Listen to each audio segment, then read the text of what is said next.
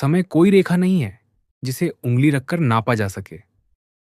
समय एक प्रवाह है जो दिखाई नहीं देता, पर सब कुछ अपने साथ बहा ले जाता है। इसी प्रवाह में कुछ ऐसे नाम होते हैं जो जन्म लेते हैं, जीते हैं और फिर इतिहास में नहीं बल्कि समय के पार चले जाते हैं। बाबा लोकनाथ उन्हीं नामों में से एक हैं। वे केवल एक संत नहीं थे, वे एक चलती हुई चेतना थे जो देह में रहते हुए भी देह से परे थे। कहते हैं, जब कोई आत्मा इस धरती पर आती है तो वह अपने साथ केवल सांसें नहीं लाती, वह अपने साथ कोई उद्देश्य भी लाती है। बाबा लोकनाथ के जन्म से बहुत पहले ही ये धरती उनके आने का संकेत देने लगी थी। बंगाल की वह मिट्टी, वह हवा, वह नदी, सब कुछ मानो प्रतीक्षा कर रहा था। जिस घर में उनका जन्म हुआ वह साधारण था, पर उस घर की दीवारों में भविष्य की गूंज पहले से मौजूद थी। बालक लोकनाथ अन्य बच्चों की तरह नहीं थे। वे खेलते तो थे, पर खेल में भी एक गंभीर शांति थी। हंसते थे, पर हंसी में भी मौन छुपा होता था। माँ जब उन्हें पुकारती तो वे दौड़कर आते, पर लौटते समय उनकी आंखों में कहीं दूर तक फैला आकाश उतर आता। पिता उन्हें पढ़ाने बैठते, पर बालक की दृष्टि शब्दों के पार किसी और लोक में खो जाती। गांव के लोग कहते थे, ये बालक समय से आगे देखता है। कोई कहता, ये बालक समय के पीछे भी झांक सकता है। पर सच ये था कि बाबा लोकनाथ समय को देख नहीं रहे थे। वे समय में बह ही नहीं रहे थे। वे समय के किनारे खड़े होकर उसे गुजरते हुए अनुभव कर रहे थे। युवावस्था में प्रवेश करते ही उनका मन संसार की सीमाओं से और भी दूर जाने लगा। भोजन कम होता गया, नींद क्षीण होने लगी, पर चेतना प्रखर होती चली गई। शरीर कमजोर नहीं हुआ, बल्कि जैसे देह अब उनके लिए केवल एक वस्त्र भर रह गई थी। वे चलते थे, पर ऐसा लगता था जैसे धरती उन्हें नहीं, वे धरती को स्पर्श कर रहे हों। उनके गुरु की खोज कोई साधारण यात्रा नहीं थी। ये खोज पैरों से नहीं, आत्मा से की जा रही थी। वर्षों की भटकन, जंगलों की नीरवता, पहाड़ों की ऊंचाई और नदियों की गहराई, सब उनके पथ का हिस्सा बने। हर साधु, हर योगी, हर तपस्वी उन्हें देखता और चुप हो जाता। कोई आशीर्वाद देता, कोई मौन। जब अंततः उन्हें गुरु मिले तो वह मिलन शब्दों से परे था। न कोई प्रश्न पूछा गया, न कोई उत्तर दिया गया, केवल दृष्टि मिली, और दृष्टि में ही दीक्षा पूर्ण हो गई। उसी क्षण लोकनाथ केवल साधक नहीं रहे, वे साधना बन गए। तपस्या के वर्ष किसी गिनती में नहीं आते। 1 वर्ष, 10 वर्ष, 100 वर्ष, ये सब केवल कैलेंडर की संख्याएं हैं। बाबा लोकनाथ की तपस्या में समय गलता चला गया। कभी वे हिमालय की बर्फ में लीन रहे, कभी घने जंगलों में, कभी श्मशानों की राख में। शरीर वहीं था, पर चेतना हर जगह। लोग कहते हैं उन्होंने हजारों वर्षों तक तप किया, कुछ कहते हैं 300 वर्ष, कुछ कहते हैं यह सब कथा है। पर जो उन्हें मिला, जिसने उनकी आंखों में झांका, वह जान गया कि यह साधारण आयु का पुरुष नहीं है। उनकी आंखों में जन्म और मृत्यु के बीच की दूरी समाप्त हो चुकी थी। धीरे धीरे वे लोकनाथ बाबा कहलाने लगे। कोई उन्हें देवता मानने लगा, कोई अवतार, कोई सिद्ध। पर बाबा स्वयं इन नामों से दूर रहते। वे कहते, नाम समय की सुविधा है, सत्य को नाम की आवश्यकता नहीं। उनके पास आने वालों में राजा भी थे और भिखारी भी। कोई धन मांगता, कोई संतान, कोई रोग से मुक्ति, कोई मृत्यु से। बाबा सबको देखते, सुनते और कभी कभी केवल मौन में बैठ जाते। आश्चर्य की बात यह थी कि उस मौन में ही उत्तर मिल जाता। कई बार ऐसा हुआ कि कोई व्यक्ति प्रश्न पूछे बिना ही लौट गया, पर उसके जीवन की दिशा बदल चुकी थी। कोई बीमार आया और बिना औषधि स्वस्थ हो गया। कोई टूटा हुआ आया और जुड़ा हुआ चला गया। बाबा कुछ करते नहीं दिखते थे, पर सब कुछ हो जाता था। सबसे अद्भुत बात यह थी कि बाबा समय के नियमों से बंधे नहीं थे। लोग उन्हें अलग अलग काल में अलग अलग स्थानों पर देखने का दावा करते। कोई कहता, मैंने उन्हें 100 वर्ष पहले देखा था।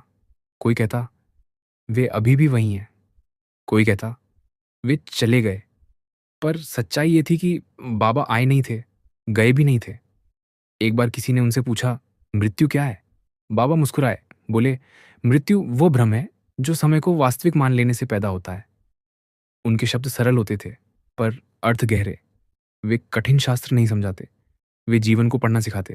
कहते, जो बीत गया वह समय नहीं, स्मृति है। जो आने वाला है वह समय नहीं, कल्पना है।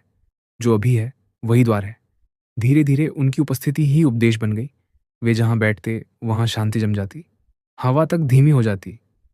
लोग कहते, यह व्यक्ति नहीं, यह काल के बाहर खड़ा कोई साक्षी है।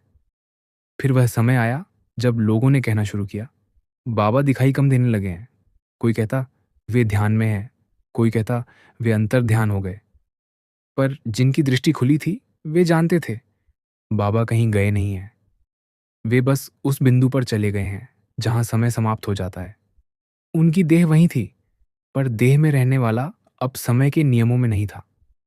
वे चलते थे, पर चलना भी एक भ्रम लगता। वे बोलते थे, पर शब्दों से पहले ही अर्थ पहुंच जाता। बाबा लोकनाथ ने संसार को यह नहीं सिखाया कि कैसे जिया जाए, उन्होंने यह दिखाया कि जीवन को कैसे पार किया जाए। वे किसी धर्म के नहीं थे, किसी काल के नहीं थे, वे केवल चेतना के थे। और यही कारण है कि आज भी लोग कहते हैं, बाबा लोकनाथ गए नहीं हैं, वे समय के पार चले गए हैं। जब कोई साधक समय के पार चला जाता है तो उसका अंत नहीं होता, बल्कि उसकी उपस्थिति का स्वरूप बदल जाता है। बाबा लोकनाथ के साथ भी यही हुआ। लोग कहते रहे कि वे अब पहले जैसे दिखाई नहीं देते, पर जिनके भीतर देखने की आंख थी, उन्हें बाबा पहले से अधिक स्पष्ट दिखने लगे। फर्क बस इतना था कि अब वे आंखों से नहीं, अनुभूति से पहचाने जाते थे। कभी कभी आधी रात को कोई व्यक्ति अचानक नींद से जाग जाता। दिल तेज धड़क रहा होता, आंखें नम होती और मन में एक अजीब सी शांति होती। वह समझ नहीं पाता कि क्या हुआ, पर भीतर कहीं कोई बोझ हल्का हो चुका होता। बाद में जब वह किसी से अपनी बात कहता तो कोई बुजुर्ग धीमे से कह देता, बाबा आए थे। कुछ लोग ऐसे भी थे जिन्होंने बाबा को वर्षों बाद वैसा ही देखा जैसे पहले थे, उसी देह में, उसी चेहरे के साथ, बिना किसी परिवर्तन के। समय उनके लिए बीत गया था, पर बाबा के लिए नहीं। ये बात धीरे धीरे फैलने लगी कि बाबा लोकनाथ अब समय में नहीं रहते, समय उनके भीतर आता जाता है। कई साधु, कई ज्ञानी, कई तांत्रिक इस रहस्य को समझने का प्रयास करते रहे। किसी ने कहा वे अष्ट सिद्धियों को पार कर चुके हैं, किसी ने कहा वे जीवित समाधि में हैं, किसी ने कहा वे चिरंजीवी हैं। पर ये सब शब्द थे और बाबा शब्दों से बहुत आगे जा चुके थे। एक बार एक युवा साधक जो वर्षों से उत्तर खोज रहा था, बाबा के स्थान पर पहुंचा। उसने देखा वहां कोई विशेष गतिविधि नहीं थी, न चमत्कार, न घोषणाएं, न आडंबर। वह निराश हो गया, बैठा रहा। घंटे बीत गए।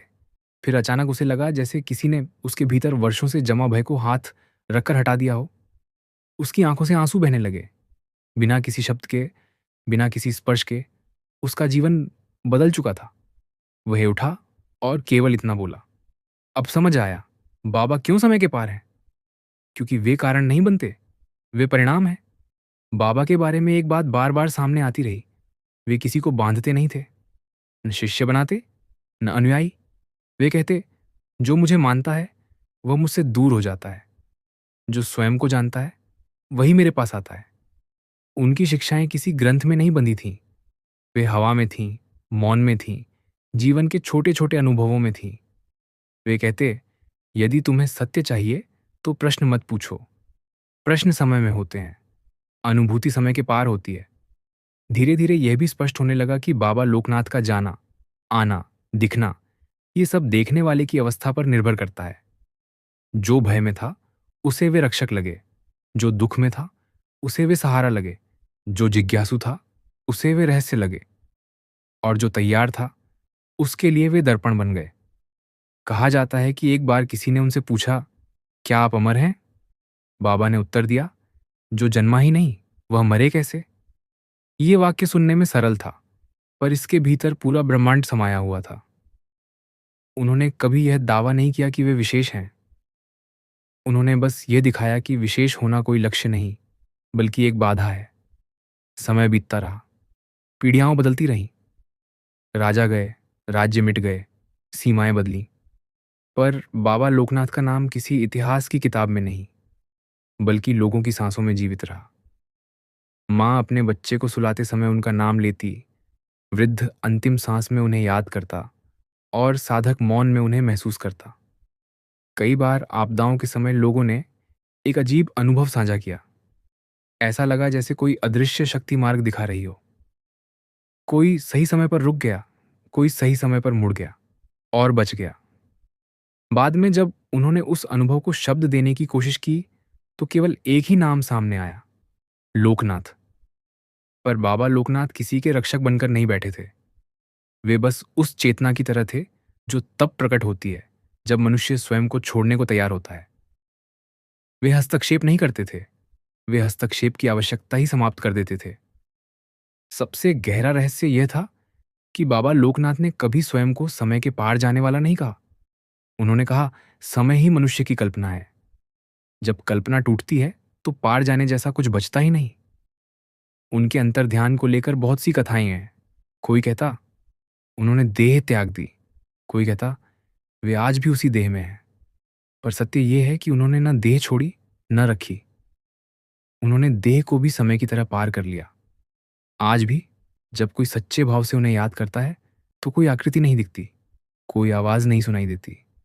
बस एक स्थिरता आती है, जैसे भीतर का शोर अचानक थम गया हो, जैसे कोई कह रहा हो, डरो मत, तुम अकेले नहीं हो।